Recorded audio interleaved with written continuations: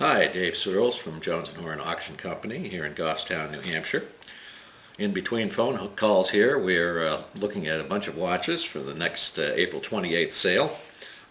This is lot number 196, and it's an interesting watch in particular because it shows what a spectacular restoration job can be done by a real expert.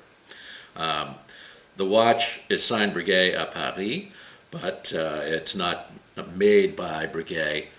It's something that has the Breguet name on it only. It might have been marketed by them, or it might have been something that someone was putting on as a means of elevating their particular product. But it's an interesting watch. It's in this lovely shagreen piqué outer case, a gilt shagreen piqué outer case. Case opens up, being a pear case, and inside we have a beautiful gold watch with enamel bezel and this gorgeous enamel portrait on the back. Now, the thing that we've determined about this is that this is not the original 18th century, late 18th to early 19th century enamel portrait that would have been here. This is actually a completely new painting that's been done by an expert enamelist, one of the tops in the field. What happens with an enamel watch when it gets chipped is that it becomes very difficult to fill in the enamel and make it a beautiful effect overall.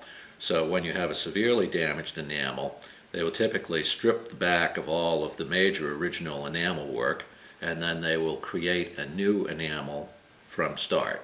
And that allows them to do the enamel in hard enamel, which is a fired enamel, rather than soft enamel, which is usually an epoxy paint of some type.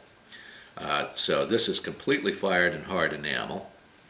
One of the other clues to it having been redone is that the modern enamelist will rely on having a counter enamel on the inside, the other side of the planchet, which they're redoing. The reason for this is that, and this here is just a clear enamel, which you can probably only see in a very fuzzy way on the screen there. But the reason for that is that the expansion characteristics of the metal can create cracking. And the counter enamel on the inside is there so that there's more of a balanced expansion and contraction of the enamel and the glass as it cures. But here it was done in beautiful expert fashion. What remains a bit of a mystery is how the early enamelists managed to do their enamel work without counter enamel on the inside. They must have had to take a tremendous amount of time and at very slow temperature gradients in order to perform that.